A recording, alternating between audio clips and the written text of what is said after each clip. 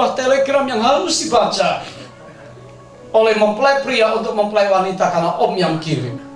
Dan yang dibacanya keliru karena telegram itu orang petugas itu kehilangan angka 1. Jadi cuma Yohanes 4 ayat 18. Benar katamu, yang ada sekarang ini juga bukan suamimu, karena kamu sudah 5 kali kawin. Pingsan saudara. Sebab itu kalau kirim SMS hati-hati, periksa dulu saudara, supaya tidak mengacaukan keadaan orang, supaya di mana kita pergi kita menjadi berkat. Katakan menjadi berkat. Siapa yang pernah salah kirim SMS saudara? Maaf Pak Johan ya. Kemarin ada seorang Surabaya, kemarin saudara, salah kirim SMS ya untuk adiknya, bahasanya ngawur saudara, tang kasar gitu ya. Langsung dia berupa, Johan saya minta ampun, maaf ya. Saya tahu dia kasar sekali ya. Di depan saya halus. Nah, oke. Mari kita saling memberkati. Oke, bisa kasih berkat. I speak blessing to you. Katakan, saya memberkati Anda Pak Ibu. Haleluya. Baik saudara, waktu kita berjalan terus dan saya akan akhiri. Maukah kita hari ini menerima hujan dari Tuhan? Amin. Dapatkan, jadilah orang-orang yang menjadi favornya Tuhan. Kuncinya adalah kita harus jadi anak raja, kita harus jadi warga kerajaan. Syarat untuk terima hujan yang pertama adalah repentance. Katakan pertobatan.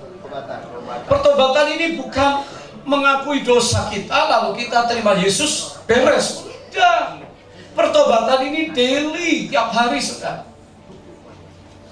Karena Tuhan Yesus mengajarkan kepada murid-muridnya untuk hidup dalam pertobatan. Kalau kita nggak hidup dalam pertobatan, repot.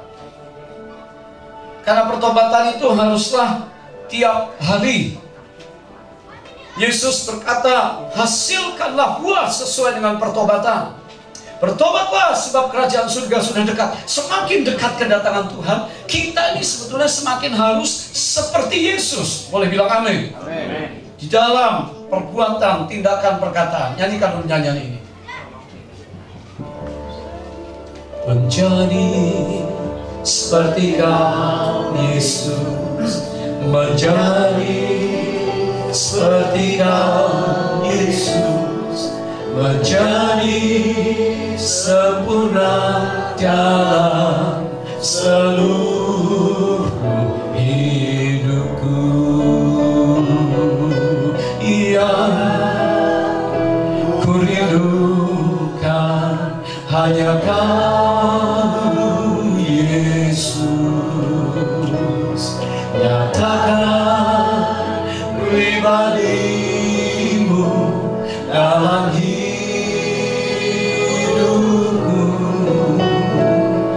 Yang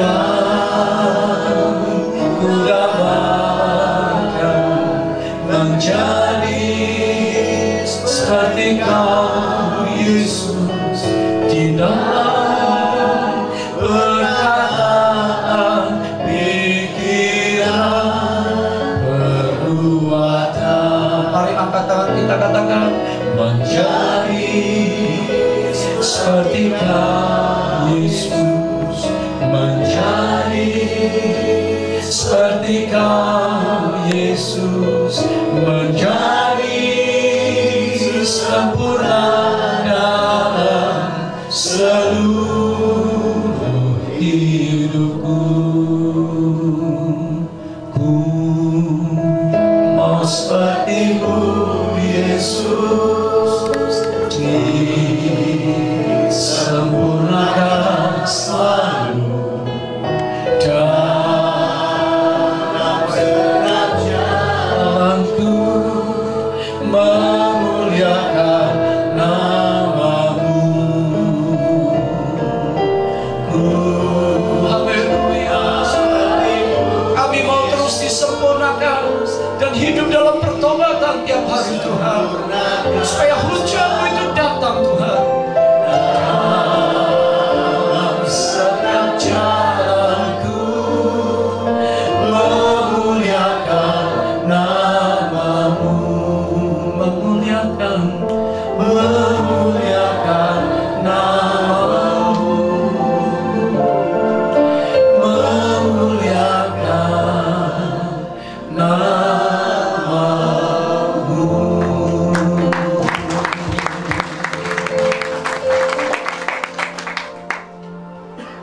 dosa menghalangi hujan, berkat istimewa kehidupan, pertumbuhan, dan tuaian dalam hidup kita. Kalau ada dosa yang belum dibereskan, sulit kita untuk menikmati hujan. Buah pertobatan harus dihasilkan tiap hari. Katakan tiap hari. Memang dosa kita harus kita bereskan.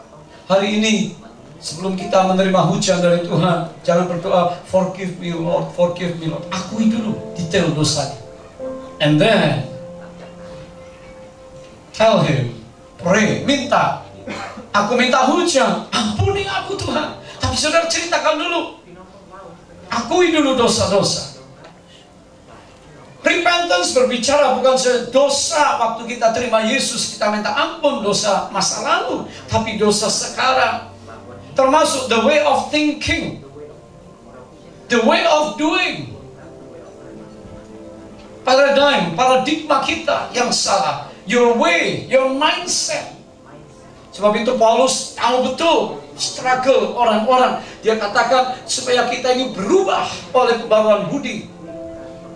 Kalau mau disempurnakan seperti Kristus, supaya kalau yang sempurna datang, yang tidak sempurna tidak akan ada lagi. Kita harus hidup terus, diubahkan cara pikir kita.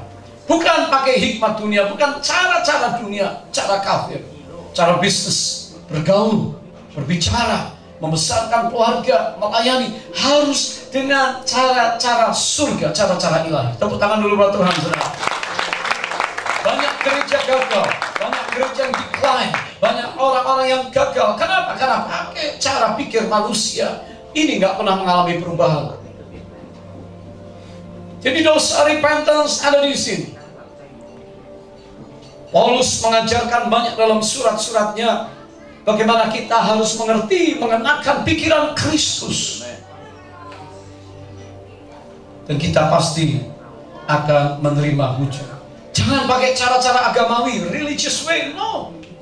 Karena Yesus sangat marah dengan religious way of giving, religious way of praying, religious way of fasting. Dia tegur, munafik, munafik, munafik.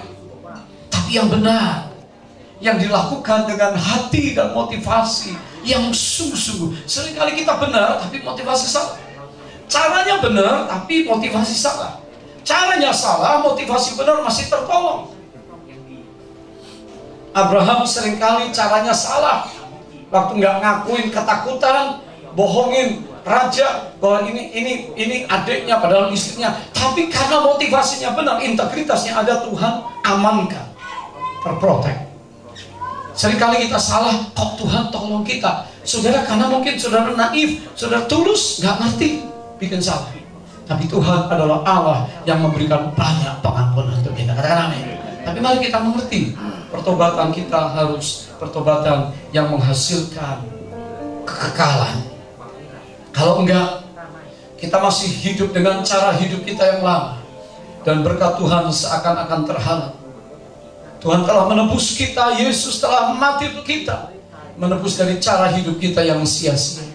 Dan kita berkata, seperti Paulus berkata, aku telah mati dan tinggalkan cara hidupku yang lama. Semuanya sia-sia dan tidak berarti lagi. Dan saya tahu hidup kita sudah berarti karena Kristus yang ada di dalam kita sekarang. Katakan Christ in me. Katakan Christ in me. And the light of Christ, kemuliaan Kristus akan bersinar melalui saya. Pertama, bagaimana kita terima hujan? Hidup dalam pertobatan. Yang kedua, kita harus nabur. Jangan mimpi orang nggak pernah nabur uang, nggak pernah nabur barang, nggak pernah nabur doa, nggak pernah nabur yang rohani maupun yang jasmani akan nuai. Karena kita nabur, kita pasti nuai. Yang ketiga, receive the power. Get the power. Terima kuasa dari Roh Kudus. Roh Kudus adalah pribadi Allah yang ditinggalkan untuk dunia waktu Yesus naik ke surga. Roh Kudus adalah Allah sendiri, the fullness of God, kepenuhan Allah yang mau diam, dwell in us, tinggal dalam kita, bergerak di dalam kita, mengalir dalam kita. memberi dampak melalui kita. Berarti orang-orang yang punya Roh Kudus hidupnya akan memberi dampak yang baik. Orang-orang yang punya Kudus doanya berkuasa. Orang-orang yang punya Roh Kudus pelayanannya dirasakan. Orang-orang yang punya Roh Kudus tentu akan menikmati tuayan-tuayan yang Allah janjikan untuk yang mendapat favor dari Allah. Berikan tepuk tangan buat Tuhan. Haleluya. Sekali lagi saya katakan hari ini, banyak orang berkata, kita kan cuma human being, kita kan cuma manusia, kita keliru. No, di dalam Kristus kita adalah spiritual being. Katakan spiritual being. Spiritual being. Manusia rohani. Roma pasal yang ke-8. Kalau sudah baca semuanya, manusia rohani, berkat-berkat, 7 berkat Roh Kudus yang akan kita alami kalau kita sungguh-sungguh mengharapkan kuasa itu turun atas kita. Dan seseorang yang hidupnya dipenuhi oleh Roh Kudus, kuasa Allah, maka dia kuat. Iblis gak bisa main-main. Iblis tidak serba maha tahu. Iblis tidak maha hadir. Di mana ada hadirat Allah, terang, iblis pergi. Di mana ada kuasa Allah bekerja, iblis gak bisa apa-apa. Dia hanya deceive, menipu. Tapi kita tidak perlu bangga. Kita berkata, aku kuat, aku lawan iblis. Oh, saudara akan kalah karena dia tua. Dia ular tua. Dia penipu yang hebat. Dia tidak akan tinggal tenang. Dia akan melipat gandakan kekuatannya di akhir zaman. Karena dia tahu waktunya sudah dekat, bahwa dia akan dihabisi dan dilemparkan ke penjara 1000 tahun. Selama pemerintahan 1000 tahun Kristus. Iblis tahu waktunya sudah singkat. Sebab itu dia akan melipat gandakan tipuannya. Tapi kita bersyukur, kita nggak perang sendiri. Setiap kali saudara maju, setiap kali saudara menghadapi Goliat, bagian Daud adalah mengambil umbai dan melemparkannya taat. Bagian Allah merobohkan Goliat itu. Saudara percaya kalau Allah di pihak kita, iblis akan gemetar. Tepuk tangan bagi Allah, saudara. Haleluya. Mungkin kita nggak main-main dengan iblis, nggak main-main dengan kuasa jahat. Kita harus hancurkan di dalam nama Yesus. Jangan perang sendiri. Yesus taruh di depan dan iblis sudah gemetar. Sekali lagi tepuk tangan buat Tuhan. Haleluya. Orang Kristen yang penuh Roh Kudus dan orang Kristen tanpa Roh Kudus beda. Dia punya kekuatan isi firman Allah. Sehingga waktu dia datang mencoba kita akan tengking usir. Ada tertulis dalam firman. Dan Yesus nggak pernah kalah dan dipermainkan oleh iblis. Tapi orang Kristen yang kosong, kelihatannya melayani, 3 tahun sudah melayani, tapi di dalam hatinya akar kejahatannya itu ada karena cinta uang, seperti Yudas. Iblis jadikan dia bulan-bulanan. Iblis pakai dia, iblis permalukan dia, iblis bunuh dia, dan di akhirnya tidak pernah menyadari seperti Petrus bertobat. Tapi dia justru waktu tahu Yesus sudah disalib, dia nyesel. Nyesel kenapa? Karena dia tahu dia bukan nyesel minta ampun sama Tuhan. Dia nyesel karena dia tidak akan dapat apa-apa, hanya 30 keping perak. Dan dia bunuh diri. Hari ini akan terjadi pemisahan gereja.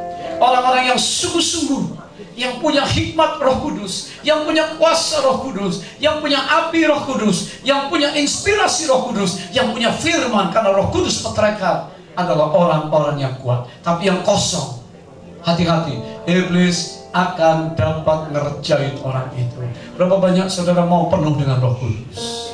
Dan pagi ini kuasanya tersedia untuk kita. Kita berdoa, mengalirlah kuasa Roh Kudus, dan dia akan mengubahkan kita. Katakan hari ini, katakan amin. Berapa banyak saudara pagi ini perlu hujan itu dalam hidup saudara? Berapa banyak saudara mau kuasa itu, urapan itu turun ke saudara? Angkat tangan saudara, bangkit di tempat berdiri saudara yang sungguh-sungguh memerlukan mujizat Tuhan, hujan Allah turun. Biarlah kita minta hujan awal dan hujan akhir turun bersama-sama, supaya kita yang baru nabur sudah bisa nuai, karena schedule Allah selalu on time. Amin. Katakan amin. Amin. Ya tidak pernah terlambat, namun juga tidak tergesa-gesa. Yes. Kita berdoa setiap kita pagi ini diberkati oleh Allah secara khusus.